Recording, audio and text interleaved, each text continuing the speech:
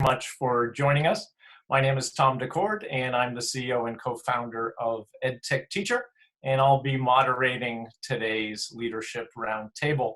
I'm very excited because I think we have some of the most thoughtful and progressive school leaders from across the country, and I'm excited that they'll be sharing their perspectives on these extended school closures in the face of coronavirus. And of course, we'll be addressing the challenges and the opportunities that these unique set of circumstances pose at this moment. To give you a little sense of the structure, the first thing that I'll do is I'll ask the panelists individually to present themselves for about 30 seconds. And once we've finished with the introductions, then I'll ask them to explain a bit about their school context and these challenges and opportunities they see, essentially give their perspective on what's happening right now. So they'll do so for approximately 4 minutes each. While you listen, we encourage you to jot down in the chat room your comments and, of course, questions. Because after we've heard these perspectives from these various leaders, what we'll do is we'll open up the floor to questions. So I'll be looking at the chat room and then select some of the questions that you offer, and we'll ask it to the panelists as a group, or if you address it to someone in particular, we'll address it to that person or persons in particular. So we're excited for this opportunity. Before we get going, just to remind you that we have a whole series of free webinars at edtechteacher.org and spring courses. We have one now that's underway, which is teaching elementary students in a virtual classroom. And next week, my colleague Greg Kulowick, who is here and kind of handling the technical aspects of this webinar, is going to be leading a spring course on remote learning. And so we encourage you to go to edtechteacher.org for more information on that, and of course all the free offerings and resources that we have at our website. Okay, without further ado, what we're going to do is going to begin now with the introductions of our panelists. So we'll follow the order of the slide here. And Patrick, if you would mind, spend about 30 seconds to introduce yourself to our group. Thanks, Tom. Thanks to EdTechTeacher for hosting, and thanks for all the free webinars you guys have been doing. It's been helpful. But I'm Patrick Larkin. I'm the Assistant Superintendent of Learning in Burlington, Massachusetts. Hi, everyone. I'm really happy to be here today. I'm Cammie Thordarson. I'm currently the principal at Campbell School of Innovation and excited to share. Everybody, Hank Thiele. I'm the Superintendent of Schools for Community High School District 99 in Downers Grove, Illinois. We are a high school district, so grades 9 through 12, and about 5,000 students in the suburbs of Chicago. Thank you. Brad? Good afternoon, everyone. My name is Brad Jackson, and I'm the Superintendent of Schools of the Holliston Public Schools, which is located just right next door to the start of the Boston Marathon. So we're about 26 miles east of Boston. And it's I am about a 3,000 student, high performing suburban/rural school district in the Boston suburbs. And hi, everyone. I am Chris Lehmann. I am the founding principal and CEO of the Science Leadership Academy Schools. We are a three-school network in the School District of Philadelphia, a network of inquiry-driven and project-based schools, and I'm still the day-to-day principal of SLA Center City. Terrific. Thanks, everyone. And again, I'm Tom DeCord. I'm the CEO and co-founder of EdTechTeacher. I was a high school history teacher for 15 years. And have been leading EdTechTeacher for 12 years now. So thanks everyone for joining us. And we'll begin with now kind of, I guess in a sense, opening statements or opening perspectives on the situation. So I'll ask each of the panelists to speak for about 4 minutes or so on their current situation, speak about their perspective in the face of these extended school closings. And so maybe we'll go back to Patrick as we started. Thank you. Thanks, Tom. So Burlington Public Schools is probably 12 miles outside of Boston. And we have 4 elementary schools, 1 high school, 1 middle school, a small preschool program where about 3,600 kids. And the first challenge for us, honestly, this came pretty quickly. We're very fortunate to be part of a very connected group of superintendents in Middlesex County. And this decision came pretty quickly on a Thursday. And we ended up closing schools that Friday. We didn't really see it coming as quickly as it came. And the first challenge was making sure that all of our students and families had what they needed at home when this first closure happened, which we thought was going to be for 3 weeks, I think was the initial number. And so we started surveying folks who has internet. We thought we had a pretty good handle on that, who has devices, and kind of put those things in place. Our first priority was telling our teachers, just connect with the kids. Just that was their primary obligation. Find ways to connect with the kids. We're a Google Education Suite district, so using those tools, whether it's Google Classroom, whether it's email, old-fashioned phone calls, doing Hangouts, which again, for elementary teachers, for the things they do day to day in their classrooms, it was a huge jump for them to try to do things online. But any way they could connect with kids and families just to make the kids feel comfortable and deal with the initial anxiety was our number one priority. And that continues to be. I've seen it written in a few different places. We're emphasizing Maslow over Bloom's. I think we do that every day anyway to set the stage for learning, but it's never been more important. The second challenge for us, second wave now, as we're in our 3rd full week, I believe. It's hard to keep track some days.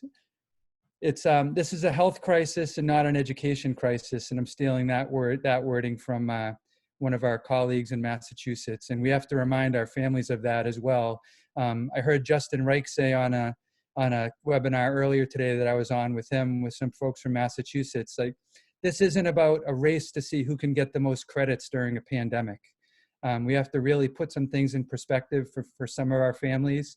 And we're hearing, a lot of people understand where we're at, but a lot of people, I think their concerns are misfocused. So from the district leadership, and we're fortunate to be connected to some great Massachusetts superintendents. Our association is very strong with Brad as our president, and really to put out a co-constructed message that the focus is, and it always will be during this closure, on the social emotional learning needs of our kids.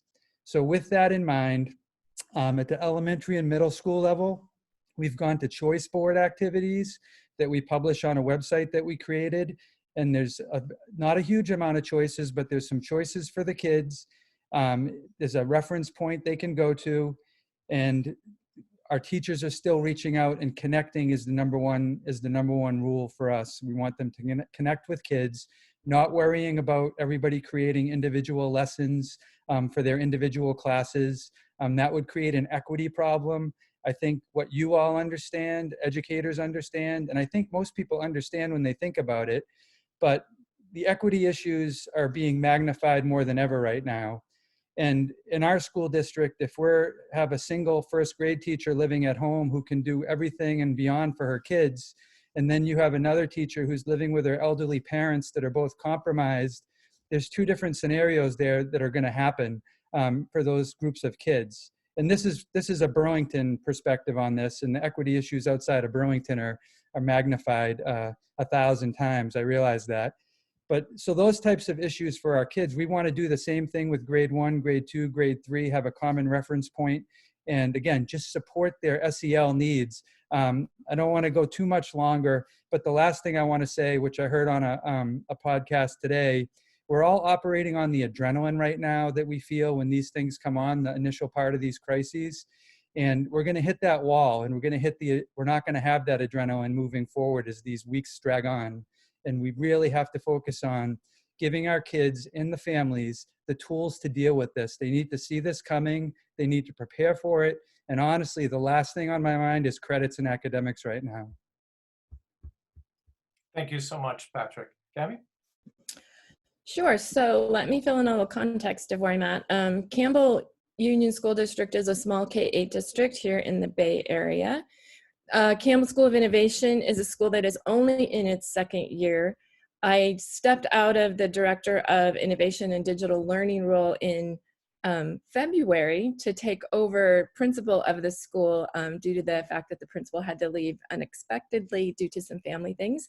So it's been a really interesting start to this position as we've gotten into this situation.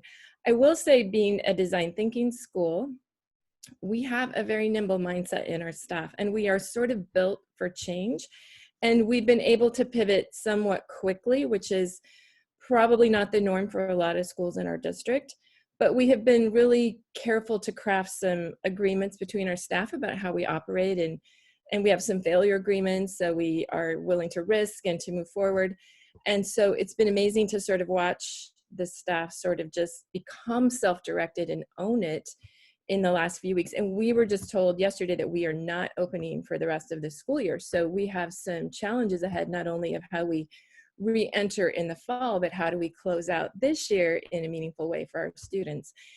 And AJ Giuliani had a great blog post today that it's not really true distance learning that we're doing, even though we're calling it distance learning, but it really is this idea of emergency remote learning and teaching. Like, we're really trying to use curriculum that was not meant to be taught this way. We have teachers who are not trained to do distance learning, and we're all just sort of doing the best we can in the moment and kind of making it up as we go, which for the most part is working for the majority of our families. But I do echo a lot of what Patrick said around some of the equality pieces and some of that we do have some issues ahead that we're going to have to face and try to work our way through. And for us as well, I think our biggest focus has been, how do we connect with kids? How do we make sure that every family has what they need at home? The kids are able to access the material. We're still pushing out paper packets to families and having to arrange that pickup piece and making sure that people feel safe and comfortable to come out and do that.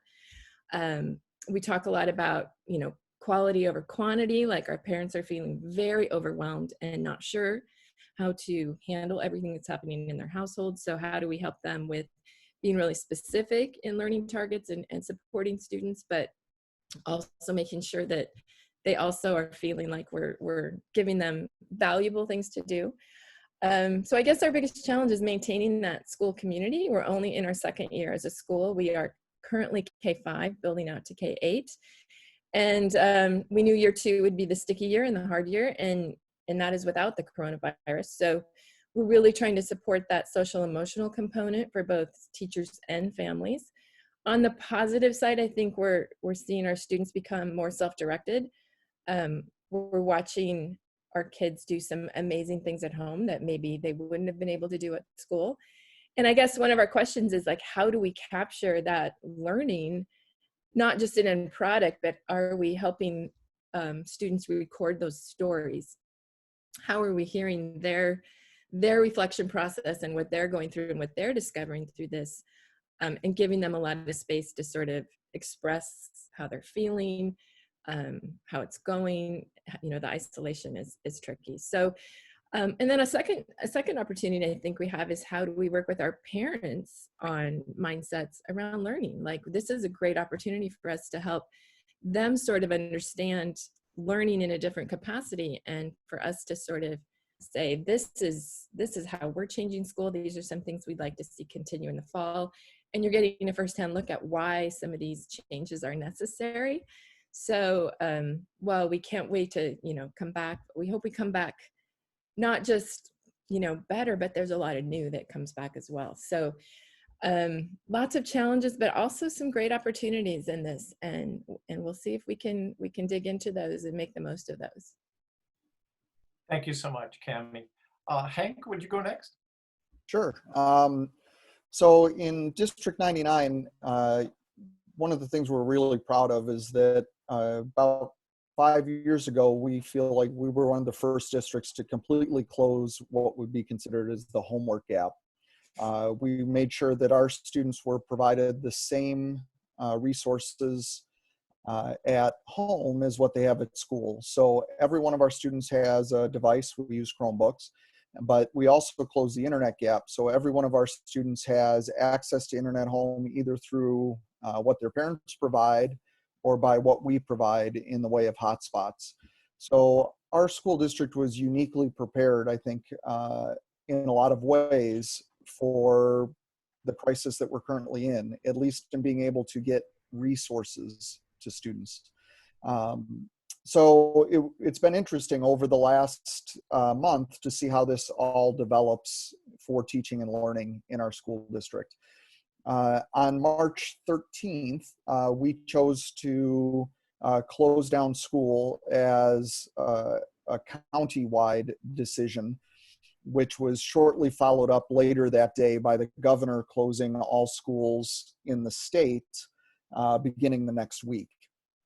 So we had in place already an e-learning plan, which was supposed to be a learning plan in place in case of snow days or cold days or those kinds of things. It was never meant to be a long-term educational solution. But through that, we were able to scale up pretty quickly for the next phase that the state entered into. So we're on spring break right now. So for the 2 weeks before that, we were in what the state had designated as Act of God days.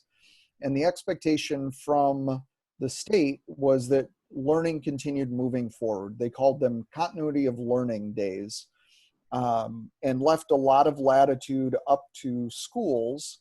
But they did an interesting thing where they removed all attendance and grading requirements, which in many school districts, that was the absolute right thing to do, because they did not have the capacity that we had in our district to keep learning moving forward. In a lot of ways, as soon as our students heard that there was no grading or attendance requirements, our interest of our students to engage dropped greatly. So that was a challenge of trying to find ways to get students to engage over the last 2 weeks, which was a great lesson for us. I think many times as educators, we forget that kids are trapped in our classrooms and that they have no choice but to be there. But when we start looking at how do we draw students in through things like choice and engaging activities and allow them to stretch themselves in ways of their interest, all of a sudden engagement ticks back up again. But it's been an interesting exercise for the last 2 weeks as we've tried to figure out school. And then last Friday, Illinois State Board of Education released 62 pages of guidance on what remote learning in the state should look like moving forward. And those guidelines came in, and then shortly after that, at the beginning of this week, the governor closed schools in Illinois through April 30th. So we've spent this whole week with our whole leadership team now retooling e-learning plans into a remote learning plan. But throughout that, what I've tried to keep us focused on is the fact that, first of all, we're all first-year teachers right now. Nobody is prepared for this. Nobody knows what's right or not right now. But what we can keep doing is, making the next best decision centered around the needs of our kids and really focusing on what matters around them. And just to echo some of the things that we've already heard, education might not be everybody's top priority right now. And really the care for students is our top priority. So as we're getting our teachers prepared for what comes next, we're focusing a lot on social and emotional supports, understanding student needs, developing pathways for feedback from students, and making sure that we're responsive in every way to what we're learning about kids as we move forward, which is, in my mind, a great exercise for what we should be doing all of the time. It's just different and more challenging in some ways right now. I think it will be very interesting to see how students respond. And I think we're going to see some students that are very successful in the traditional brick and mortar school struggle now because all of their systems that they've had in place to be successful have now changed. I think we'll see other students blossom. But I'm also very concerned of students that have greater needs in school and how we meet those things and how we work for them. And I'm challenging our staff to be creative through those things, try to find the right accommodations, and most of all, communicate well. So I think we have a plan in place. As soon as we're done with this call, I'm about to send it out to my entire teaching staff, and we'll see what they think moving forward when students come back next Monday. Thank you so much, Hank. Brad, would you go next? Thank you. I've been sitting here listening to the previous speakers and starting to wonder why I've been invited to speak to all of you today, because they all sound so planful and thoughtful. And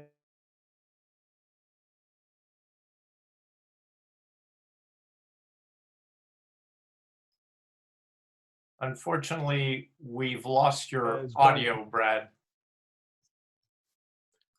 I'm having trouble with my internet connection, so I'll do the best I can. And if you have to cut me off, then I'll understand. I am admittedly trying to predict I used to be able to predict the future. Now I'm actually finding I can't even predict the present. So I find this to be a very overwhelming process where we are, and I think it's important to name that. I am leading a high-performing school district with a group of highly stressed parents and highly stressed students. As a result, we have focused a lot of our efforts long before this crisis on social emotional wellness of our students. On March 12th, I closed the Holliston Public Schools, and then the governor of Massachusetts followed. Well, they make it sound like he followed me, but it happened after we had closed, and through April 3rd, that was an initial 3-week closure period.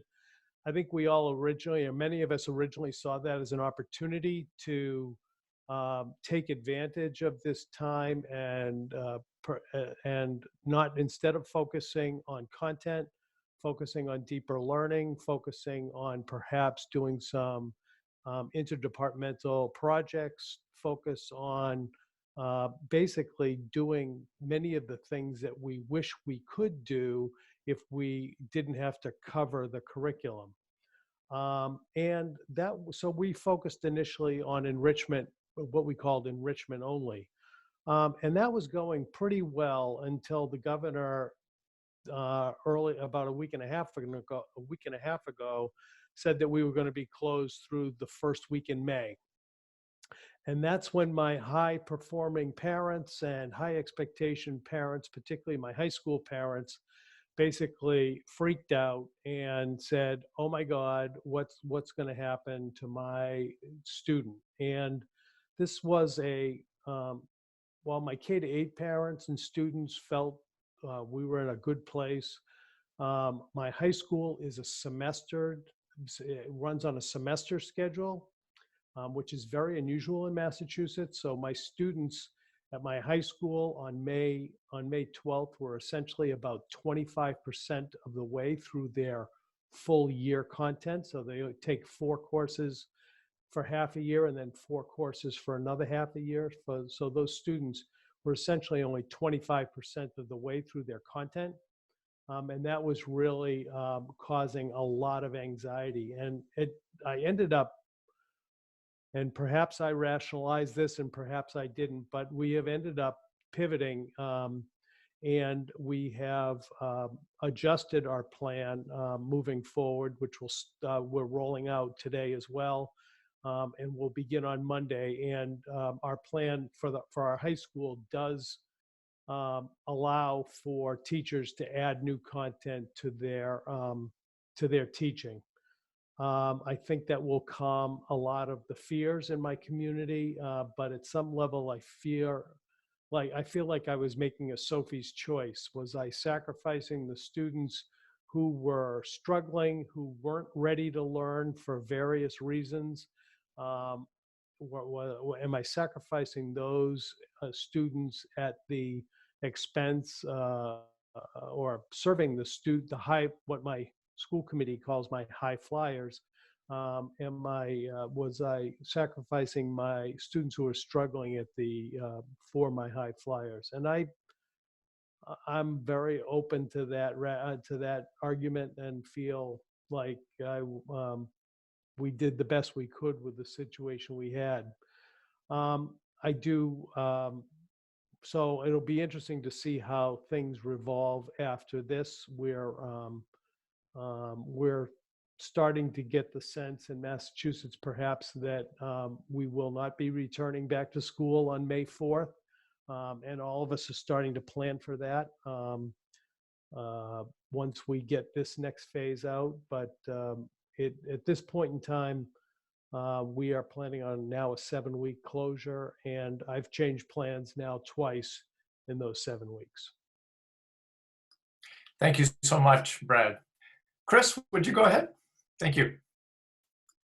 Sure. I'll try to be short and sweet. I know that having, like interaction is probably lots of folks waiting to ask lots of questions. So SLA is sort of fascinating insofar as, number one, we're a 3-school network. So we're trying to figure out how to do best by a 5 through 12 grade grouping, and how to have a consistent message across our 3 schools. But we also are operating in the larger 217 school district of Philadelphia. And the SLAs are one-to-one laptop schools. So we, like several people on here, we made sure every kid had the device in their hands when they left, when we realized we were pretty sure we weren't coming back for a while. We also, because the kids take the laptops home every day, we've been using, for families who cannot have their own access, Comcast has the Internet Essentials program, which is low-cost, high-speed internet for the whole city of Philadelphia. It's $10 a month. We make sure that every kid is online. So we had the backbone infrastructure in place to move. However, we're also aware, as multiple people have said, is our kids didn't sign up for distance learning. They didn't sign up for online school. That's not what they want. And SLA Center City, the school that I spend most of my time in, has been particularly challenged this year because this is our second round of this. We actually were closed in the fall, and we were displaced in the fall when a construction project at our school went awry and was not finished on time and exposed all the kids to asbestos, and we had to shut down for several weeks and then be moved into the district offices for what we called pop-up SLA. So we've been in our building a grand total of 38 school days this year. And it's been an incredibly traumatic year. And we learned a lot of lessons from the fall, which was similarly, many people have said, and that is, in a situation like this, you can't just lean into the academics. You've got to take care of the children first. Now, we have an advisory program where every student is a member of an advisory. Advisory exists for your entire time in the school, either in the lower school, the upper school, in our 512, or in the middle school, or in the high school, what have you. And so we've been doing advisory every week, where we have Google Hangouts and we get to see all the kids. Also, advisors have been reaching out to do one-on-one time twice a week with all the kids. So that way, the first thing that we're doing is making sure the kids are taken care of. Now, as we work within this larger district, to some of the points that Patrick made around issues of equity and access, we're also very aware that SLA is in sort of a unique position in that we were able to pivot so quickly, and that we've got to we've got to recognize that there's a larger district in which we work. And so what we've set up is, as far as academically, is we were nearing the end of the third marking period. And as all of us know, there's a whole lot of kids who probably leverage the end of the marking period to hand in a ton of work. So therefore, we told kids to keep handing in the work, keep revising, keep requizzing, keep working on your projects, keep working on the things that you've done. So that way, as we were learning about access, as we were making sure kids were okay, as we were dealing with all of that stuff, kids were at least getting the opportunity to keep working on the stuff they were doing. And in a project-based environment, there's always revision, and process is such an important part of what we do. So that was easy to kind of give kids stuff to do. What we think we're going to do moving forward is, again, we are working within the larger district. is we're about to go on spring break next week. And we're going to take that time. We're going to be giving kids, again, like I think every district is doing, like, here's a bunch of suggested stuff that kids can do if they want to push themselves. And then starting when we get back, giving kids the opportunity to do between 10 and 20 hours a week of work. And the way that we look at it is opportunity. If kids don't do it for any number of reasons, we expect more people are going to be getting sick. We know that some kids are, their parents are still essential workers, and so they're spending their days taking care of their siblings. We know that kids have all kinds of situations going on. So nothing that we give them can hurt them. There's the worst that will happen as far as their academics is concerned is they're playing the hand they were dealt. And, you know, they do what they do based on they get the grades they get based on 3/4 of the school year. But we also want to give kids every opportunity to A, keep learning for learning's sake, and B, improve their grades if they do work or are able to do work in the fourth quarter. It can only help their final grades. Because again, we are playing in the larger system of the world where these kids are looking to go to college. We have about a roughly 97% college going rate. So we do have to make sure these kids can keep learning. We also know that, you know, math class will start up next year, and while we're going to have to spiral back a lot of the concepts that they missed, anything we give them now to help them when they get back in the fall will help them. We also want them writing and reading because it's good for you, right? One of the things that we learned in the fall is that thoughtful, inquiry-driven, student-centered work that allows kids to investigate topics of meaning and interest to them within the various disciplines is actually good for your social emotional health. So we're looking at leaning heavily into our model of inquiry-driven, project-based, student-centered, authentic work and giving kids good work to do. And one of the the questions we keep asking is, does the work, you know, we asked this again to, I think, a lot of the points people are making around, this is stuff we should be doing often. Is the work authentic? Can the kid understand why they would be asked to do it? Can a kid see a pathway to the work that they're doing, helping them to understand their world better? Can we give kids more and more and more voice and choice in a time like this so they can really self-direct their own learning? And can we create authentic audience and authentic feedback for kids so kids have reasons to do this work beyond, you know, a grade in a moment where the grades are the last thing in the world we want to worry about? Again, like we have, I think, every school or most schools, unless you're a democratic free school, unless you're Summerhill or what have you, we all lean into compliance to varying degrees, where the kids have got to do the work because it's assigned. This is a time where that's not true. This is a time where kids we're not going to count work not done against them. Simply put, it's the last thing we want to do. All we want to do is say, you did something great, it helps. But to that end, the incentives are different. The incentives have to be this idea of authenticity and agency and a direct connection to seeing why the work is good work to do. Audience, feedback, all of these powerful motivators we have beyond compliance. And again, I think we will learn some interesting lessons along how we can do a better job of that, even when it's face-to-face. Into, you know, and with that, I'm going to mute while my dog barks a lot. Thank you so much, Chris, and thanks to all the panelists for those initial perspectives and a context for the particular challenges and the opportunities that are presenting themselves right now. At this point, I'd like to invite the audience, one, to introduce yourselves. We'd love to know where you're from, what is your professional responsibility, and ideally, you would also add a comment or question that I could share with the panelists and we could hear from them. And while you're doing that, what I'll do is ask them a particular question. I wrote in a blog post recently that I see a radically widening of teaching and learning in this country. Obviously now we have teachers and students in, for many of them, a novel learning space, a learning environment that is virtual classrooms. And of course, using video conferences, platforms such as this one, but also teachers creating video, creating audio, designing interactive activities online. And even though many teachers have done that, the vast majority, I would say, probably have not. And this is novel. So it's broadening instructional approaches, broadening tool, broadening strategies. And I'm wondering from your perspective, is that happening? Are we seeing a widening?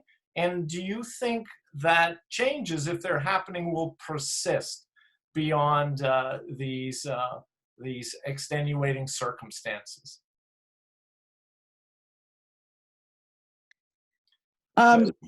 Yes, go ahead, Chris. Yeah, I think that, I think that there's going to be a lot of experimentation right now all over the place. I don't know how. I think the very hard part is, yeah, people will find some new tools, people will find some new modalities that will probably have impact after the fact. I think the question becomes, or I think the challenge is in what is that this isn't systemic change, right? This is sort of spaghetti on the wall change. And I think that that's not the pathway towards systemic change. I think that for schools that have a mission and vision that is concrete and tight, there is an opportunity to lean into that and ask what more that mission and vision can do in this moment. And I think those schools will see a more lasting change because the growth will be along a path that is common in the school. And I think that's powerful. I think where schools are trying a bunch of different things, there might be some growth, but I think really, again, it's this notion of thoughtful, intentional systems change is the way that we see change stick in schools. And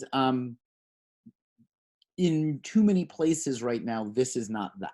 So what we'll see is kind of the mishmash of ed tech stuff that we've seen for a really long time, only maybe slightly more so. And I don't know that that's great for kids either. Like, it's got to be systems thinking. Thank you so much, Chris. Yes, Brad. I'm not too sure whether this is going to have a lasting impact in terms of technology use, but I'm hopeful for the breakthrough that we've been trying to make with the people for whom curriculum is king and content is king. I'm hopeful that this might open their eyes to another way of thinking, and that when they return, they may see that the world did not end because they didn't cover chapter 20, and that the benefit that the students felt from doing some real life work or doing some project-based learning was meaningful and worth it. So I'm hopeful that we may break through that. If with some teachers, we may break through that barrier. Thank you, Brad. Would others like to provide their perspective? Yes, Hank, thank you. Yeah, I think that in some ways, I know we're not going to have systematic change. I agree with Chris here, but I do believe there's going to be a pre and post-COVID understanding of teaching and learning for some of the same things that Brad just said, in the fact that people are going to learn new techniques and become more comfortable with techniques that are really focused on individual students, because that's how we're going to interact a lot more with kids in the coming weeks ahead. Is kids are going to have to one-on-one be reaching out to teachers and asking for help and interacting with them. And time is very different now because the structure of the day has to change, and teachers are going to be available in different ways and at different times, and so will kids. And I think the tools and the time and how those two things mix together will be interesting to see how, when we eventually make our way back to a traditional setting, how we utilize those things that we're more comfortable with then. Thank you, Hank. Yes, Patrick. I was just going to say, I agree with both Chris and Hank. But I'm wondering if some of the bureaucratic restrictions we feel could be given some thought at this point, because I think they're talking about legislation in Massachusetts to do away with MCAS, because it's going to be hard for us to give up MCAS because we're #1 in the world when it comes to standardized testing. But the reality of this is, like, all of our metrics talk about the growth of students, and there's the playing field, not that it was ever even, but we try to manipulate it to make it look like it's even.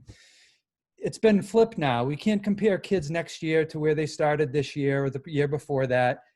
So we should canceling federal and state testing for the next 2 years, free people up, and really give us some leeway to really talk about some of these authentic learning experiences.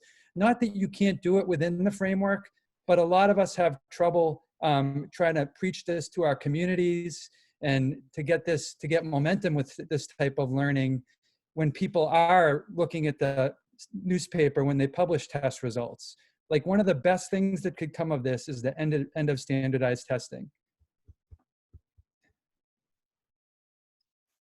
Yes, I see Chris applauding, and I'm sure a lot of people in the audience are probably applauding as well. While you've been commenting, I've been looking at some of the questions and some of the comments by the participants. A couple of issues that come up, and Patrick, you just touched upon one of them, and that is assessment and grading. And another issue that, of course, is related to that is equity. And I know, Kami, in the very beginning, Kami, you were speaking about equity and some of the challenges. I'm wondering if you might elaborate on that and have others join in. How are you trying to address the equity gap? What are some of the strategies that you think are bearing some fruit? Is there any advice that you might share with others? I think it's different being on a school site where we have our 500 kids that we're trying to address versus from a district level. What I see at that school site level is a lot of our teachers are kind of taking ownership of each one of their kids. And I've seen teachers go and make a home visit to some kids that they were worried about and we hadn't heard from. And while they didn't go knock on their door, they stood down below, and the parents and the kids were up on their balcony, and they were talking about, like, what do you need? How do we get you?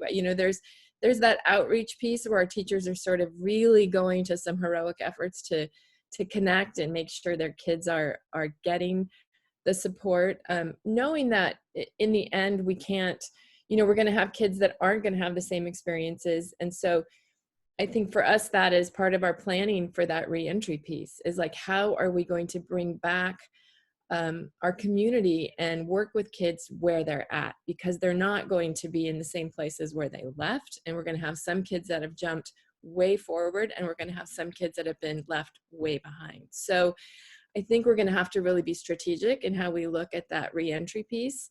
And I think that is going to change a lot of our structures. So how do we group kids again? How are we meeting kids' needs? We've been working a lot with that sort of, can we get out of that like stuck grade level mindset of that this is first grade or this is second grade, but we have this group of children, and how do we push them around into places where they're getting the instruction that's appropriate for them in the moment. So we've been moving kids differently and thinking about how we schedule things and sort of questioning some of those long held beliefs and traditions that we've just been kind of stuck in. And I guess that's kind of been nice as far as me stepping into a role that I haven't had very long. I don't have a lot of habits yet. We're asking a lot of questions, and we're continuing to think through, does this work? Is this the best way to get kids what they need in this moment? So at the district level, it's a little more challenging of a conversation. You can certainly try to push out, and we're feeding kids, where again all schools are doing the same thing with reach out and trying to get kids in places, but it is going to be what it's going to be over the next 3 or 4 months. And I think our biggest challenge will be, what's it look like when we come back together? Thank you so much, Cami. Would anyone else like to speak to this issue of equity, reaching all students? Yeah, I think, or Hank, go ahead, Hank. I'll jump in.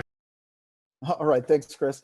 I find it interesting that a lot of people are focused on equity now because it is so in their face, but we've focused on equity all the time. I just think that it's so apparent in so many humanistic ways now, in the fact that we're feeding kids and we're having to bus food to kids' houses and supplies and making sure that people have basic needs at home. But I just think that society in general hasn't understood up until now the role that schools have played in trying to provide equity to their communities. And I think a lot of people outside of education are starting to understand the role we play. And yes, this is definitely exposing equity issues in all kinds of different ways, between the teacher experience, the student experience, and those kinds of things. But I think one of the good things coming out of this is that society in general is starting to see some of the equity issues that we've been dealing with for a very long time. I think that's right. So several things, and I think it's really important to say that there are ways to do it wrong, right? So for example, the state of Pennsylvania at first came out with a regulation that said, because we don't know how to solve the equity problem, there can be no new teaching and learning, which is equity as defined by a race to the bottom, which is the worst definition of equity we can have. I think that it is important and it is good right now that people are realizing that many of the commonly held assumptions about school, what kids can do when they go home, all of the different pieces of the puzzle, how long an assignment takes, any of these things are equity issues that we don't always honor across this country. So I think it is very important that we are looking at these things. And I think it is very important that we understand that the opportunity to learn and the ability to create the conditions by which every child has the agency to take advantage of those opportunities is what this looks like. So a number of people have been asking what special ed looks like. And I think for us, what we've done is our special education teachers are reaching out to every single kid on their caseload. Our special education teachers are also working with every teacher as they're designing these online enrichment activities and making sure they are still accommodatable and modifiable, but also creating small group moments for study skills where a group of students with IEPs can come together in a small hangout and essentially try to do an online version of our study skills classes and receive that extra support, or in certain situations doing daily calls. So our special education teachers are deploying themselves and working together to make sure that their time is spent basically supporting the kids. Now, the biggest challenge that I see happening are the related services that can't happen anything but face-to-face, right? If you are like my younger son and you receive orientation and mobility services or vision services or occupational therapy services, those are very difficult to do online. And I think we're going to have to look at how districts are going to make up that time over the summer, make up that time in different places, and in worst case scenario, write some comp ed checks. Because those kinds of services that have to be face-to-face, you can't fake that, right? You can't say, oh, we offered it by showing them a video of somebody doing the thing we wanted them to do. That's not useful or helpful. Speech therapy, however, works pretty well actually virtually. So I think there are, via Hangout or Meet or what have you. So I think there are some very, very smart, thoughtful ways that we can make sure that we are supporting all students. And again, I think the most important thing we can do from an equity standpoint is put social emotional learning structures first, right? Again, with SLA, we just leaned directly into advisory. Every single kid at every single SLA school across 3 schools and 2,000 kids at this point knows who their primary teacher advocate is and knows who that person is over a long time. And we have been able to lean into that structure to make sure that every kid is well taken care of and that every kid has been talked to, every kid has been supported, every kid has made to feel that they're part of school. Not just with sort of the big broadcast messages, but actually with individualized attention every single week.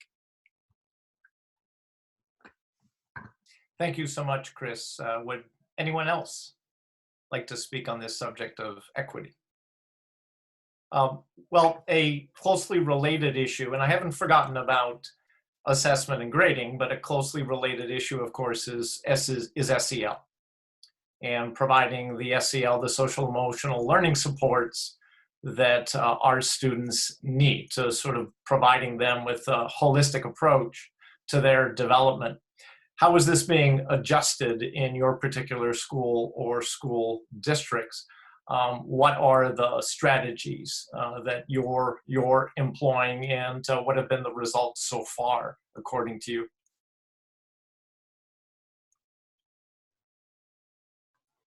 Well, I'll hop in here. I just provided guidance to my staff just as we started this recording, and the very last thing I talk about in the guidance for our staff moving forward is directly focused on SEL needs of both our students but our staff as well, and just understanding what's important right now, and the impact that stress is going to have on everybody as we work through this, that we need to be more patient with people going forward, and we need to be really watching for our kids.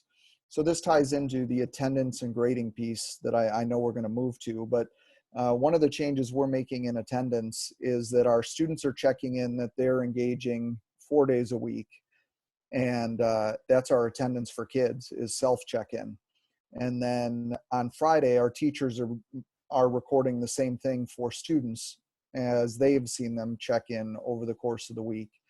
And really what I'm looking for in attendance are kids engaged, or have they fallen through the cracks? And I think the kids that fall through the cracks are the first ones that we need to engage with SEL and response, and try to bring them back in, because those that are engaging, our teachers will be able to get a sense of how our students are doing, and escalate concerns as they understand them through feedback and conversation with kids. Because then we can keep an eye on them and help them as we need to. And we have robust, SEL supports between our counselors and other support staff that are there. But then the final thing I'll say is I think that a big thing with this is teachers intentionally building those feedback loops. I mentioned it earlier, but I think this is more critical than ever. When you have face-to-face interactions with your students, there is a lot you can pick up on just by physically interacting with your students, what they look like, how they're dressed, their interactions with other students. All of those tools that we had before to measure if a kid was okay are gone. So we've got to be really intentional about building ways to check in on our kids in the coming weeks. Thank you so much, Hank. Yes, Brad?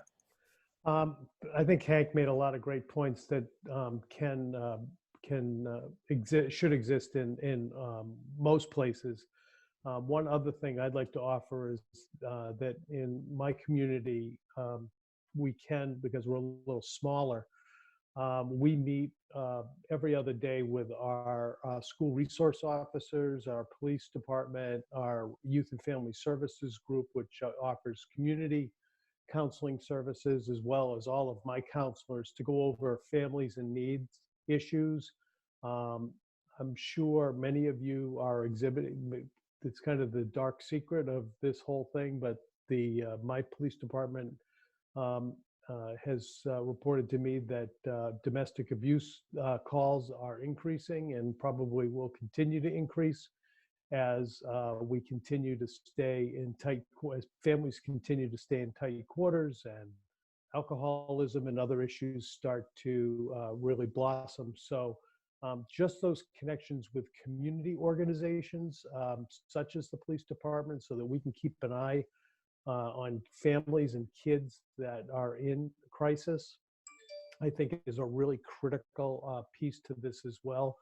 I think it's becoming apparent, at least in my community, just how deep the roots of the public school system go in a community, and how crucial a public school system is to the life of a community.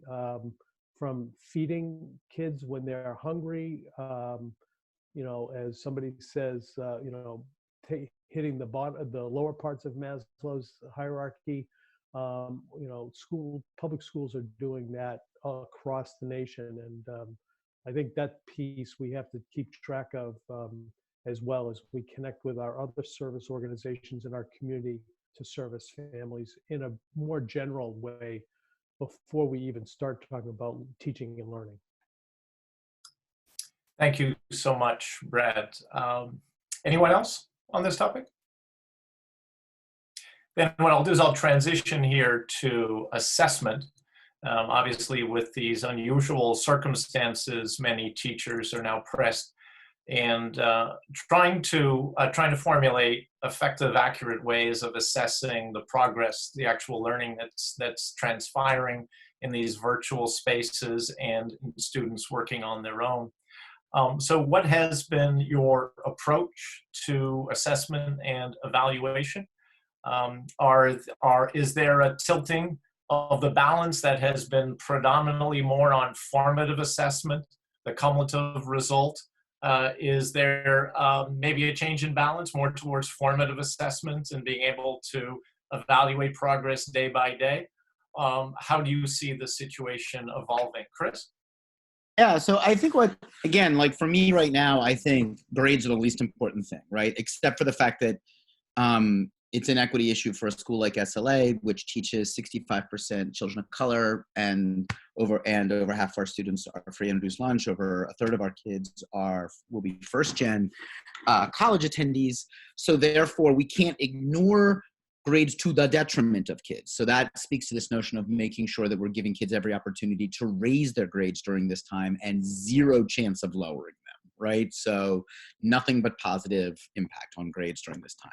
However, that said, in a school community that is close-knit, where students and teachers value one another, high-quality feedback in this moment is one of the greatest levers of engagement we have.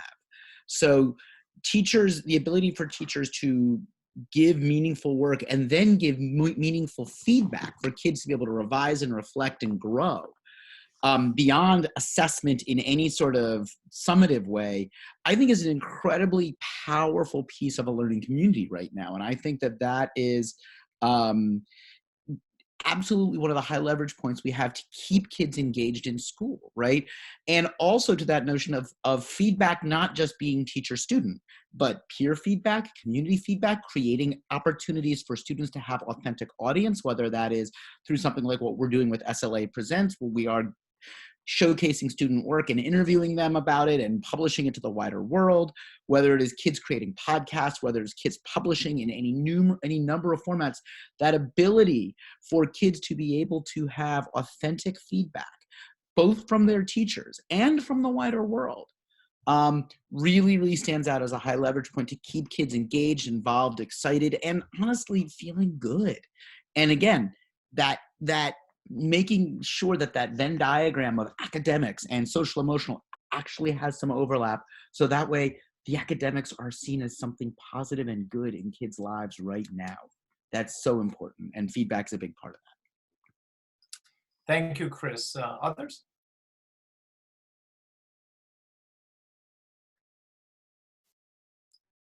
Well, then I want to ask you as a little bit of nuts and bolts, because obviously lots of practical considerations. We've seen naturally an enormous spike in interest in video conferencing platforms, enormous amount of questions about how leveraging G Suite, in particular Google Classroom, and also in trying to provide students with the necessary tools, be it providing them with a Chromebook while school is closed, or figuring out some ways of working with parents. So this is kind of a twofold question, because parents are also a big part of this equation. Many of them are being thrust into a situation where they're very much collaborating with the schools and trying to provide some oversight, and are participating with their students in the learning process in a way that they perhaps had not participated in the past. And that also means for them some level of understanding of the platforms and the various tools that the schools are using. So I'm wondering if maybe you could speak to one or both of these issues, that is the parental involvement and also just the nuts and bolts of platforms and tools and how that's all progressing in your school or district.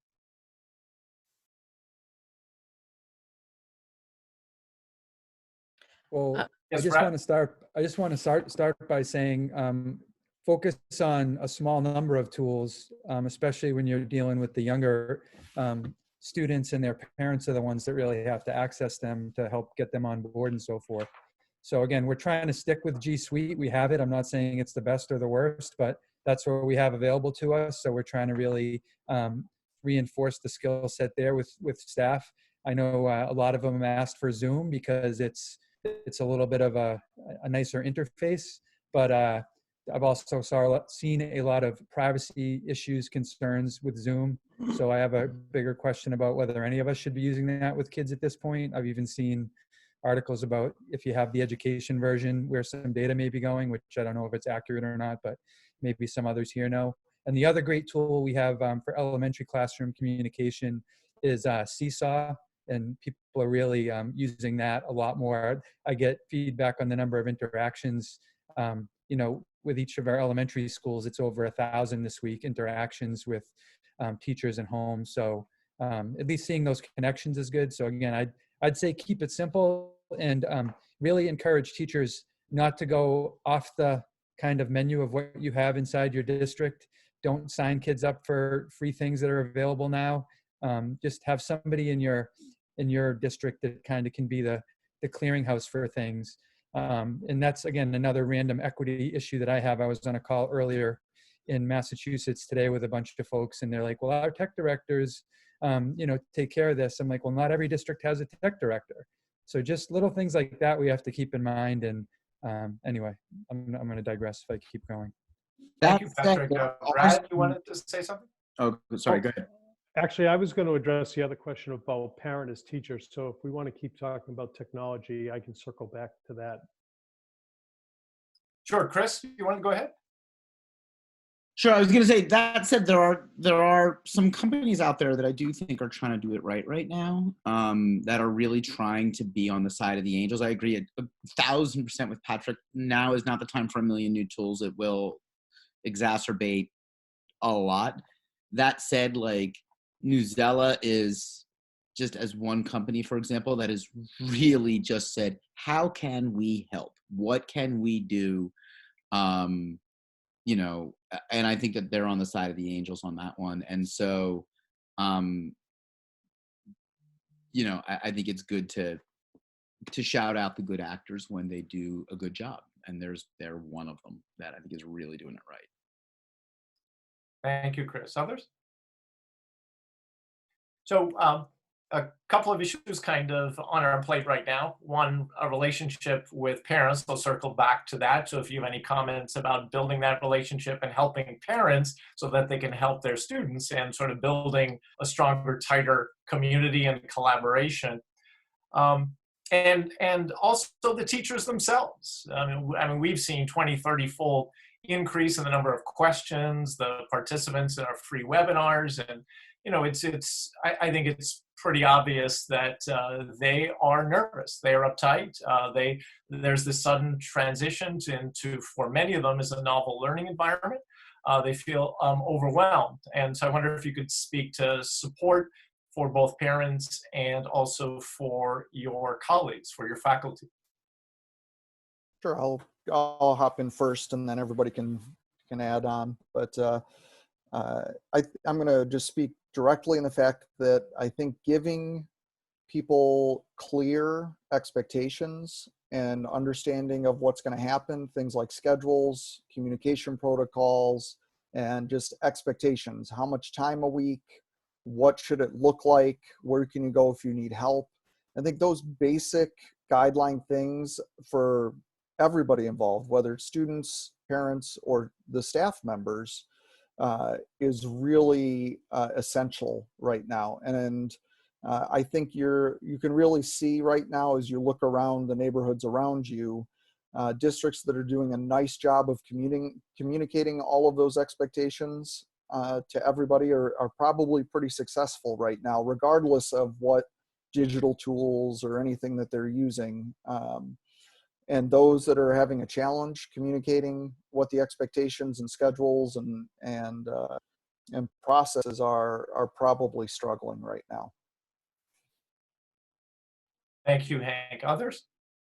Yeah, I'd like to talk a little bit about parents. I think parents, at least in the conversations I've had with communities across Massachusetts, I think parents have actually become the forgotten partner in this whole work. I think we focus a lot, obviously, on students, and then we focus on staff and make a lot of decisions around schedules and curriculum and those types of things. And I think the forgotten partner in all this is parents. I think if you are active on Twitter, I think some of the funniest memes and some of the funniest small movies are from parents who are coming to realize just how hard it is to keep their child focused and on task on a school activity. I think part of that, I'm not sure, I recognize that clear expectations is helpful, but I'm not sure in a lot of cases that parents feel that they have the same level of control perhaps over their student that we feel we have when they're in our classroom, ironically enough. I got into this big challenge in my community. Our initial phase of our work was 100% optional. Student wanted to work on it, they could. If they didn't have to. If they didn't feel they were able to access the work and they weren't ready to learn, then they didn't have to. And I can't count the number of parents who told me, you've got to make it required because I can't make them do the work unless you do. And this isn't a parent bashing comment. This is kind of a message of training and expectation setting that we need to partner with parents better to help them through this crisis. And frankly, I don't think I've done a very good job of it. And it's something that as I roll out my next phase is we're going to be turning our attention to really, really quickly. Thank you, Brad. Others?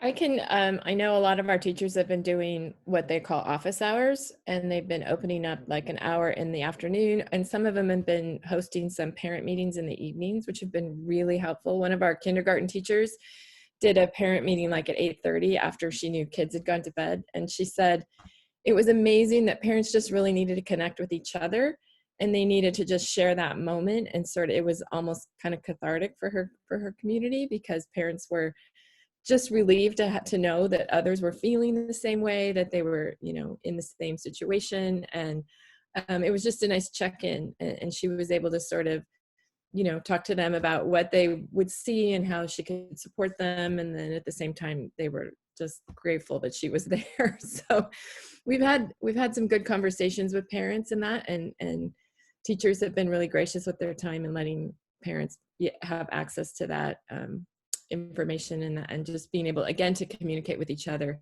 The social isolation is wearing on a lot of our families. Yes, I think it's wearing on a lot of people. So true. Thank you, Cami. Anyone else?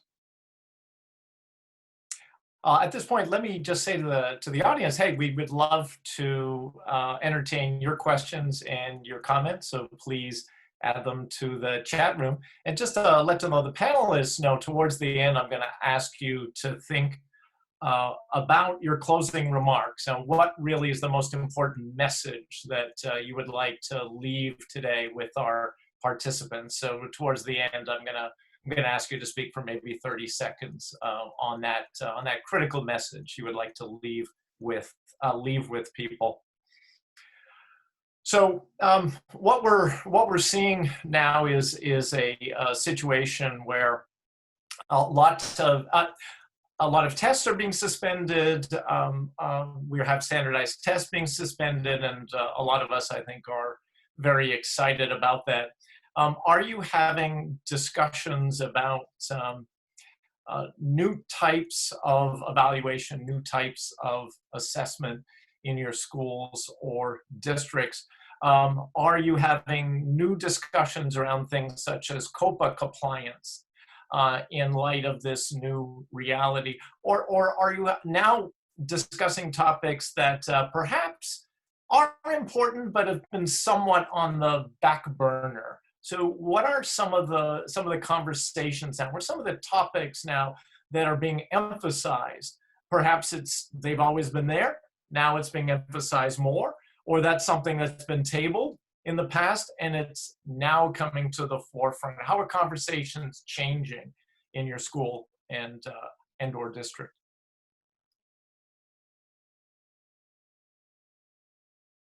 Again, I mean, for me, I don't think they are.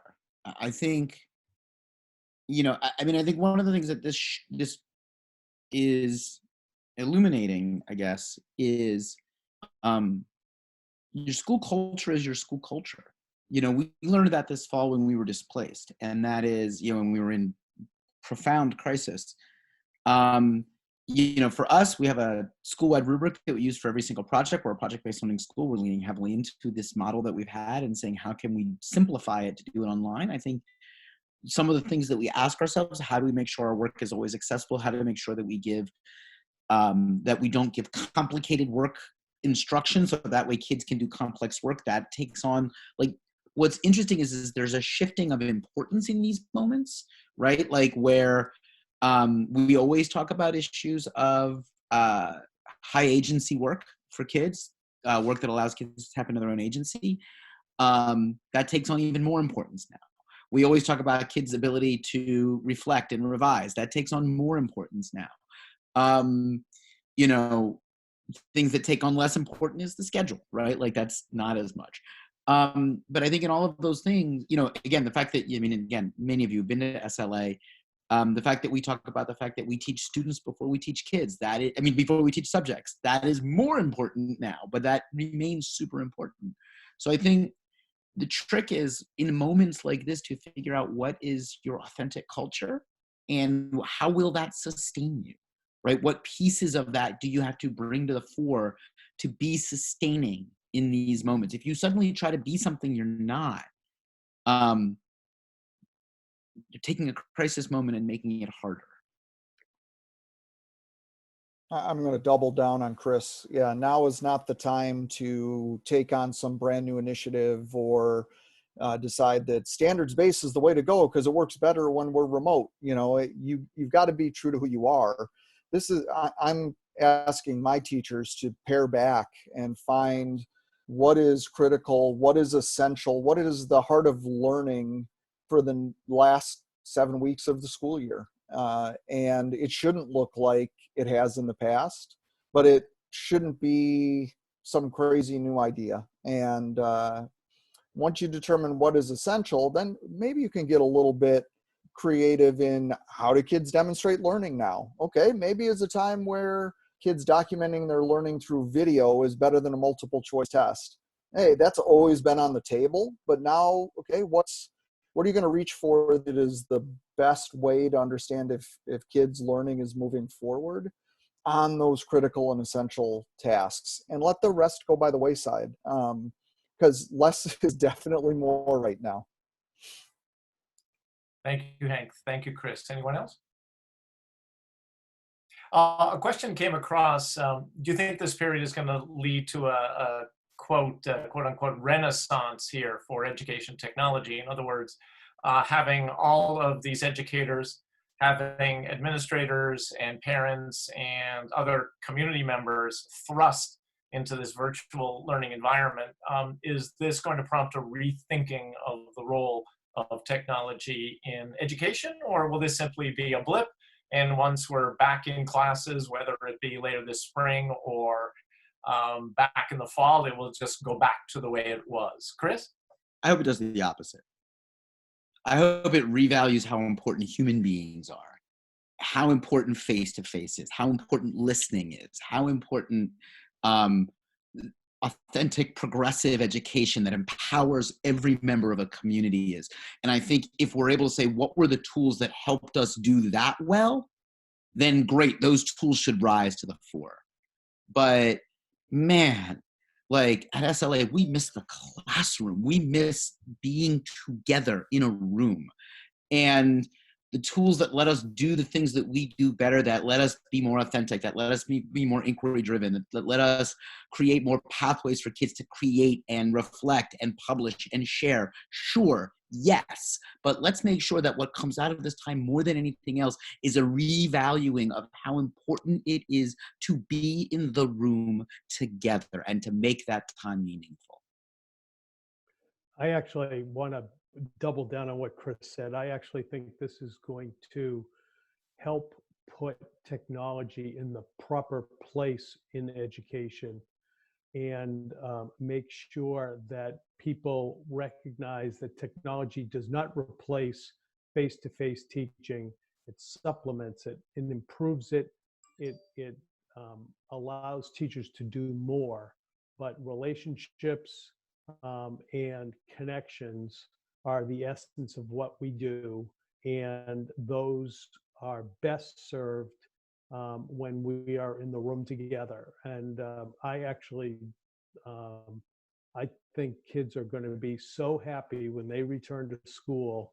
The only people who are going to be happier are going to be the teachers who've missed them just as much. And this is, I really do think this is going to put technology in the proper perspective for everybody.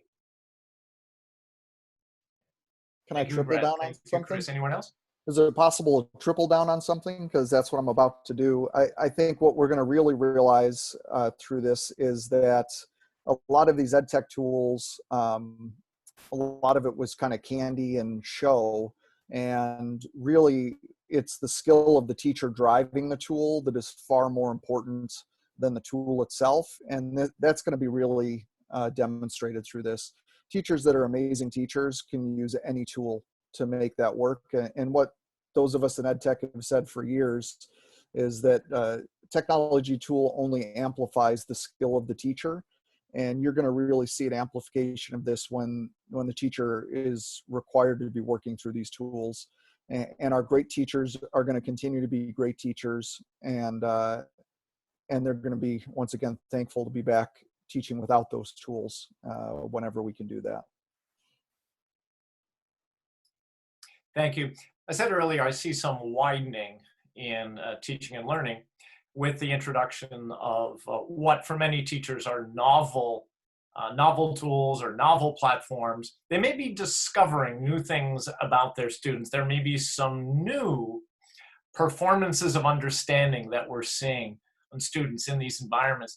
Do you think that this swift transition into this virtual learning environment is going to prompt some realization of perhaps a wider range of skills and different performances of understanding that students are able to exhibit?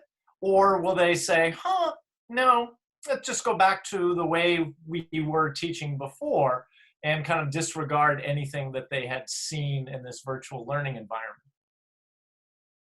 I don't think teachers are going to be able to just go back to the way it was before. I can't imagine that we're going to walk back into a classroom and view it the same way as when we walked out. So I hope that teachers are maybe learning some new skills, but at the same time, I also hope they're seeing the value of kids being sort of self-directed and productive on their own, and they're not afraid of letting kids follow those pathways and letting kids sort of take ownership of that. Like, they don't have to know all of the tools and all of the things at work. They need to know how to facilitate and guide students into those important learning concepts, but they don't have to know or be an expert in that, because kids will go learn it anyway. And so that, I think, is hopefully what we might see come out of this, is the teachers get more comfortable with kids sort of just taking ownership of those learning tools and producing amazing things, and that they're there to help them with the more valuable pieces, which is you know, where is the true learning and the social piece and all of the other pieces that need to be added into that we move away from just the ownership of the tech. And I think, you know, the answer, of course, Tom, is it's all of those things. There will be schools that race back to the traditional. There'll be teachers that race back to the traditional. There will be schools that sit down at the end of this and reflect and say, what did we learn and what does that mean for us moving forward? There will be teachers who are transformed by it. There are students who will never be willing to write a 5-paragraph essay ever again after they've started their own podcast and built up an audience of thousands. There will be students who can't wait to be told to do the work again. It will be all of those things. And I think it's really important to understand that. I think that there will be schools that, you know, and the answer will be there'll be lots of things within that too. I mean, even at a school like SLA that is progressive, that is inquiry driven, that is project based, you know, we are literally, I'm watching our Google chat of our teachers talk about, we just finished up this week's advisory class. So all the kids are just finishing up advisory, which is, so they all just checked in with each other and like talked about stuff. And, you know, even in a school that is completely, or as completely as we can be, sort of authentically transparent about all of these issues, kids were all over the map on like, yeah, I can't wait to be told to do an assignment again so I can force myself to do it because I recognize my own lack of motivation if it's not mandatory when I could just play my Nintendo. And kids are honest about that. So there will be many answers to this and there won't be one. And I think it's really important to keep that in mind too. Thank you, Chris. So there was a comment by one of the participants, I think it was Allison Liner, about collaboration, that this is prompting collaboration perhaps on a level we haven't seen before. Naturally, there's a collaboration amongst colleagues, we know, but collaboration with parents and perhaps other community stakeholders. Is that something that you're seeing? Are you seeing new level or perhaps a new definition of collaboration that's happening as a result of these extended school closings? I'm seeing more collaboration among district leadership, which I think is promising.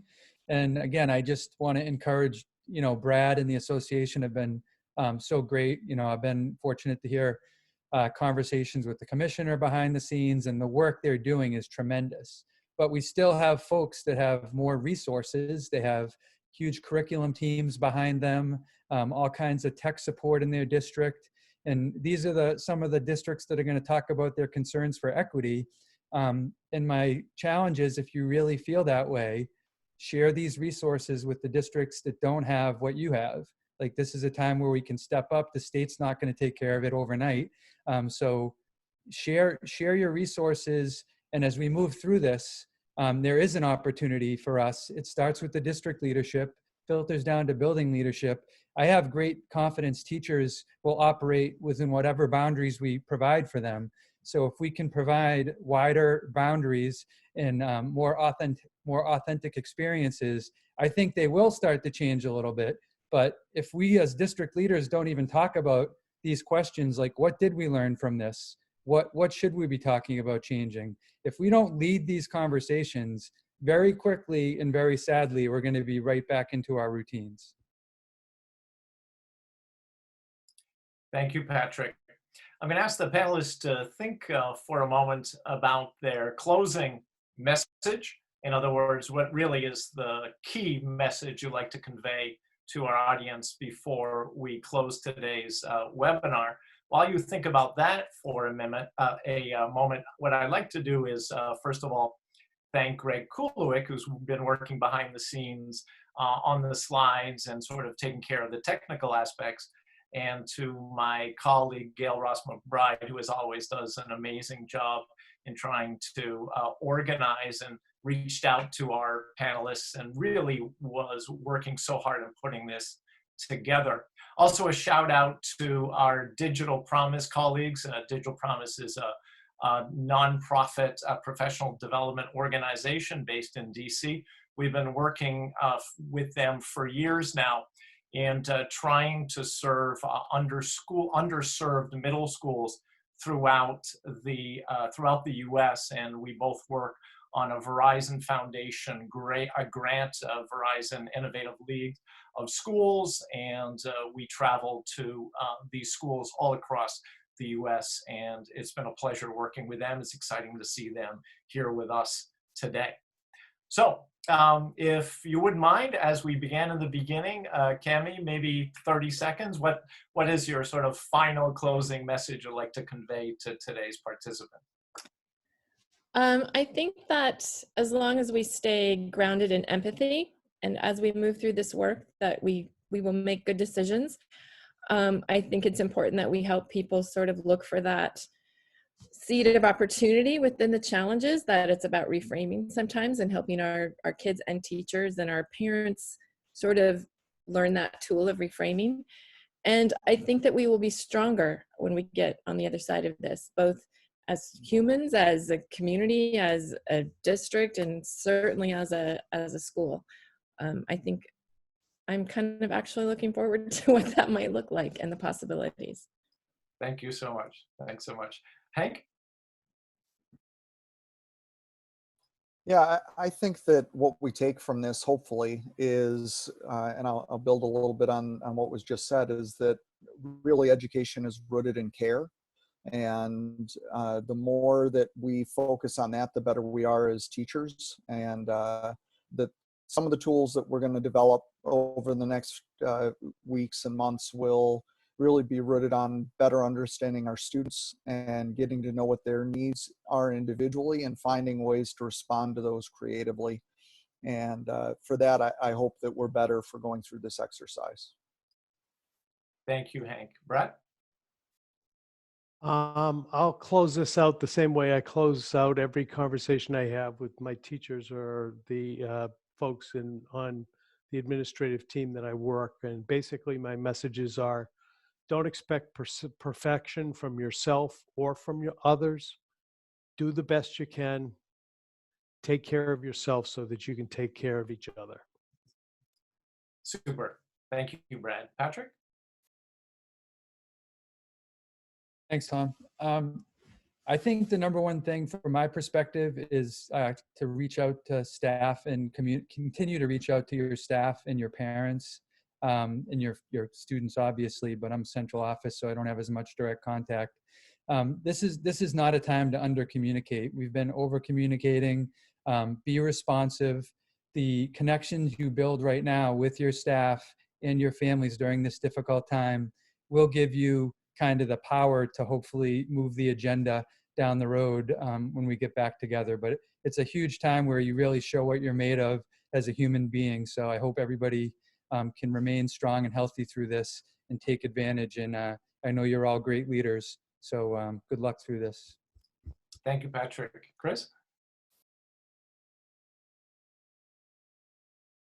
I would say be caring first. Care for your community as best you can. Care for yourself as best you can. Be intentional to the degree to which you can be intentional about your actions as opposed to reactionary, which is very typical right now. And to quote Hank, be essentialist right now. What is the most important work you can do, and do that and jettison whatever you can. Thanks, EdTechTeacher, for putting this all together. This was a lot of fun. Thank you, Chris, and thanks, everyone. It's been a pleasure to have this opportunity to hear from you and learn from your insights and experience. And as we close, just want to reiterate that we're going to continue with our free webinars. And of course, if you visit edtechteacher.org, you can keep up to date with what we're offering. And of course, we're going to continue with our spring course series as well. And Greg will be leading one that's starting on April the 6th. So we encourage you to visit us, and hopefully you'll sign up for our newsletter as well, and so we could keep you up to date with our various offerings. Thanks to everyone who has come out today, whether it be afternoon where you are, or whether it be the morning or the evening. We have people from around the world. So this has been terrific. Thanks again, and we hope to see all of you before too long. Bye, everybody.